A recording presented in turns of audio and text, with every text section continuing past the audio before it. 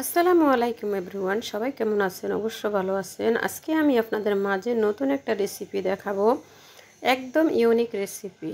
তবে রেসিপিটা না টেনে দেখবেন, অবশ্যই আপনাদের ভালো লাগবে। এখানে আমি 250 গ্রামের থেকে একটু বেশি মিষ্টি আলু নিয়ে নিলাম। মিষ্টি আলুগুলোকে আগে থেকে কুটে ধুয়ে পরিষ্কার করে সিদ্ধ বসিয়ে দিলাম। সিদ্ধ করে পানিগুলো শুকিয়ে নিব, পানিগুলো ফেলে দিব না। পানিগুলো ফেলে দিলে পুষ্টিমান কমে যাবে। আর এখানে নিয়ে নিলাম মরিচ, টমেটো, শুটকি, রসুন, কাঁচা পেঁয়াজ নিয়ে এগুলাকে ভালো করে ব্লেন্ড করে নিলাম। এখন কিন্তু এগুলাকে আমি ভেজে নিব, খুব সুন্দর করে ভেজে নিব। আর এই রেসিপিটা আমার বিশ্বাস কেউ কখনো খান না। দিয়ে দিলাম হলুদ এবং লবণ। শুটকিতে কিন্তু বেশি একটা মশলা দেওয়ার কোনো প্রয়োজন পড়ে না। শুটকিটা কিন্তু নিজস্ব একটা ফ্লেভার আছে, সেই ফ্লেভারটাই খুবই সুন্দর ও ভালো লাগে। আর এতে কোনো আমি পানি অ্যাড করি নাই, অল্প তেল দিয়ে কিন্তু এই রেসিপিটা করব। সাথে 1 চামচ দিয়ে দিলাম ভিনেগার। ভিনেগারটা দেওয়ার কারণ হচ্ছে ঝালটা একটু কমে যাবে, তার জন্য, যাতে অতিরিক্ত ঝাল না লাগে। এখন কিন্তু মিষ্টি আলুগুলো একটা মেশার দিয়ে ম্যাশ করে নিচ্ছি, কিন্তু একবারে স্মুথ একটা ম্যাশ করে নিতে হবে, তাই কিন্তু আমি চাকনি দিয়ে ছেলে নিচ্ছি। এখন কিন্তু এর সাথে আটা মিশিয়ে দিচ্ছি বা ময়দা, কিছু ধনিয়া পাতা দিয়ে দিলাম, লবণ দিয়ে দিলাম, দিয়ে এটাকে মেখে নিব। এর মধ্যে কোনো পানি দিব না। একটা সফট ডো বানিয়ে নিলাম, একটা সাইডে রেখে দিলাম। এখন কিন্তু শুটকিগুলোকে আমি আরও কিছু সময় ভেজে নিচ্ছি, একটু শক্ত করে নিচ্ছি। শুটকি যত শুকাবে ততই কিন্তু ফ্লেভার আসবে। কিছু তাজা ধনিয়া পাতা দিয়ে দিলাম। এই রেসিপিটা কিন্তু একবার হলো বানিয়ে খেয়ে দেখবেন, কিন্তু আমার ফ্যামিলির সবার কিন্তু অনেক পছন্দের একটা রেসিপি। খেয়ে তো সবাই আমাকে কী বলবো, ভাষায় বোঝানোর মতো না, মা এই রেসিপিটা তুমি কোথায় থেকে শিখলা। তবে কিন্তু আমি পড়াই বানাই, আমার ফ্যামিলির সবাই পছন্দ করে, ছোট থেকে বড় সবাই এই রেসিপিটা খেতে পছন্দ করে, একটু ঝাল ঝাল।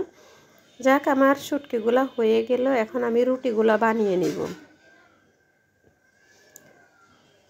রুটিগুলা বানানোর জন্য আটাগুলাকে আবারও কিছু সময় মতে নিচ্ছি।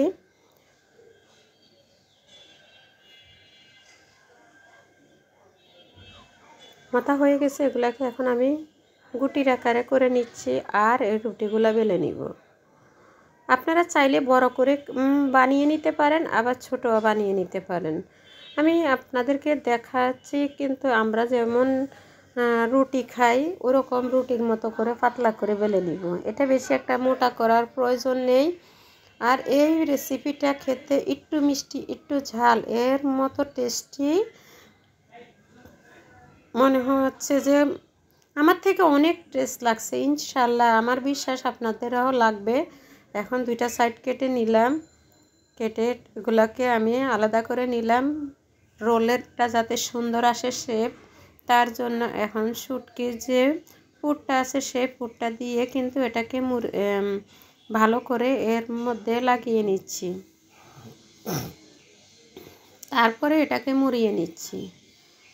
একটু চেপে চেপে মুড়িয়ে নিতে হবে, আর একটু পানি দিয়ে রোলটাকে সুন্দর করে মিলিয়ে নিলাম। দুইটা সাইড একটু আটকিয়ে দিচ্ছি, বেশি আটকানো লাগবে না, সৌন্দর্যের জন্য একটু সমান করে দিলাম আর কি।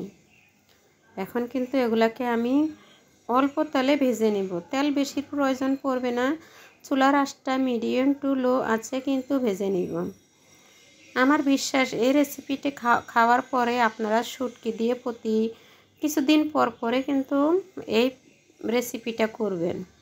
এই রেসিপিটা খেতে কিন্তু অসম্ভব অসম্ভব মজার রেসিপি। উপরে থাকবে ক্রিসপি একবারে, আর ভিতরে একটু জুসি থাকবে।